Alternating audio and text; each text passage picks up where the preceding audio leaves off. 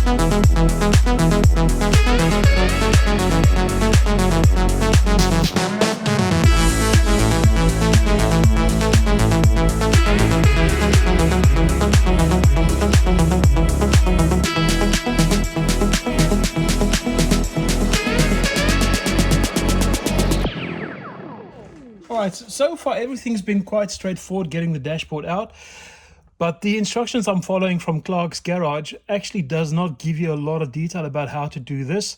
His instructions talks about a 944, which I believe has no airbag, and this one does, so this is a little bit different.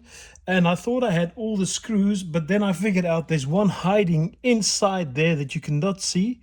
But remember, when you're pulling this off, and if it's fighting you, there's a screw there, and I found out there's another one on that side as well for this little piece that has to come out. Once I've got those two screws out, I think I'll be able to get these trim pieces out, and then we should be able to get the switchgear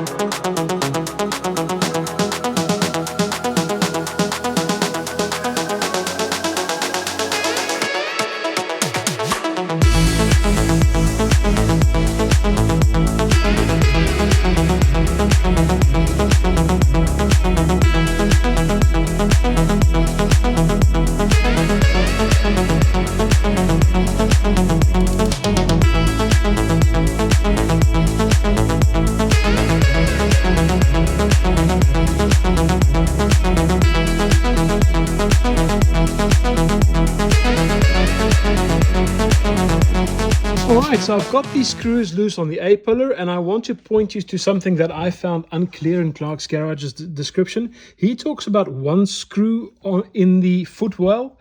I think that might be a remnant of the instructions for the earlier type dash like you have on the 924 and the early 944s.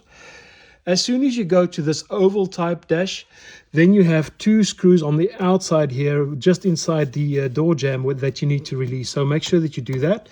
The other thing it doesn't talk about, and this might be 968 specific, I'm not sure, is the fact that they never mention that there's a bracket. You see that bracket down there? That's a bracket that holds the airbag to the body of the car. Now, if you don't release that, then you can't pull the dashboard out because the airbags are also attached to the dashboard. So you need to pull out that little nut and screw. And once that is done, I think we will be able to pull this dashboard free from the car.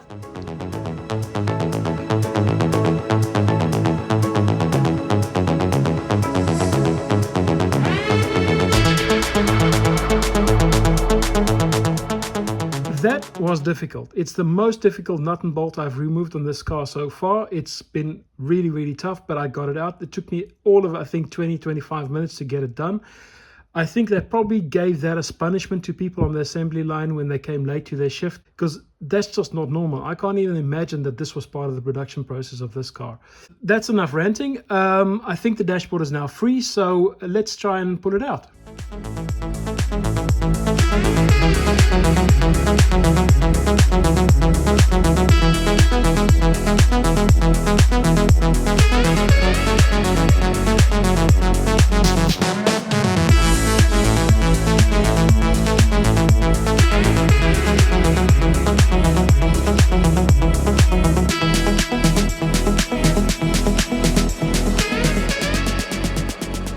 So as you can see, I'm struggling getting the dashboard out. It should have been easy to just pull straight out, but it's hanging somewhere here in the middle. And I figured out what the problem is. And that problem is, I hope I can show you guys, but in here, let me just drop you down into the dashboard. All right, you see that flap, this metal flap? That is the defroster flap, which is open on this car. And obviously it should be closed in order for me to get it over. This is something that was not written in the instructions, and I did not know it's open either. So I'm going to try and close this manually, because down here there's a little bracket that I can disconnect, and hopefully if I can disconnect it from there, I can close this flap, and then the dashboard should slide over. So remember, when you're doing your dashboard, make sure that the defroster vent is closed.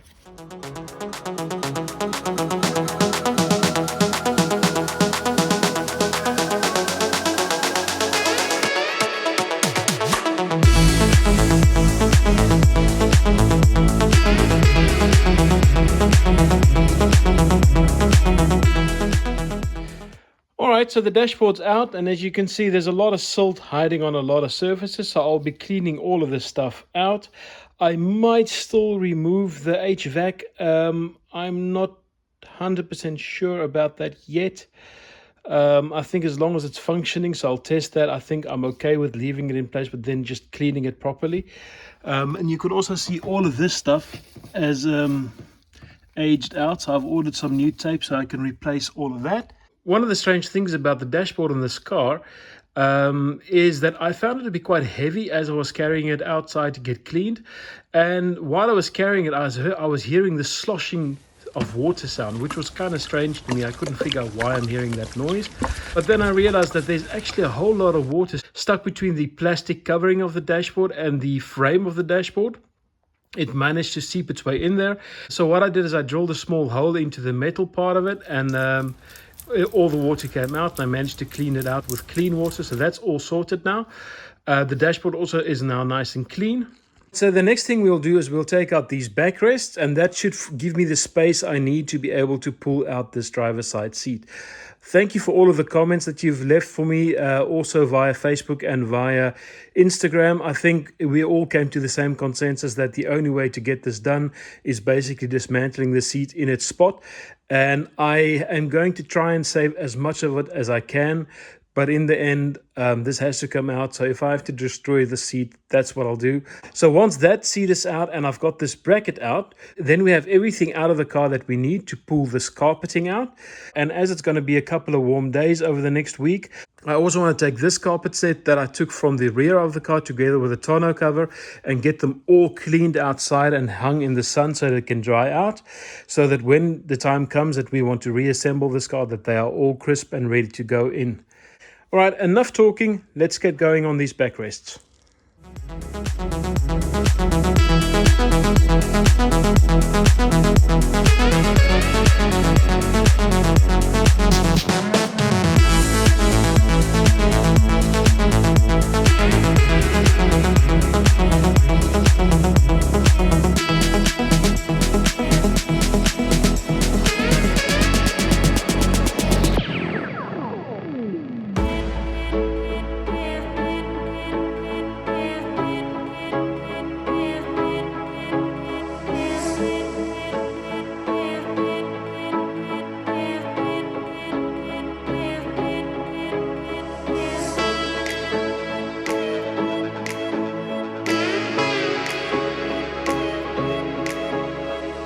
Alright guys, so you can see the bench is now out, and you can also see that it's wet down here. And that is because this cushion was still wet from the flood, and I think that is the last source of smelliness in this car, because now that I've got that outside, suddenly the car is not smelling anymore. So I think I found the last source. So I need to clean this up. This is obviously in a terrible state, but I think the rest of this car underneath these carpets are no better. So you can see I've already started pulling up that lip there. So the next thing for me to do is to pull out that seat. But unfortunately, guys, we've come to the end of this episode, because this has been an endless amount of hours getting here, and I'm simply running out of time. So I promise you in the next episode, we are going to tackle the seat, and we'll get it out, and we'll get these carpets out. And if you've watched this far, I'd like to thank you again for watching my channel, and I really appreciate all of the feedback and advice that you guys are giving me. And if you're not yet a subscriber of Garage Biljon and you like this kind of content, please consider subscribing. It really does help me out. And while you're in there, hit that bell notification, because then you'll be notified of the next episode when we will be completing the strip down of this interior and maybe start testing some of these electrical circuits. But until next time, goodbye.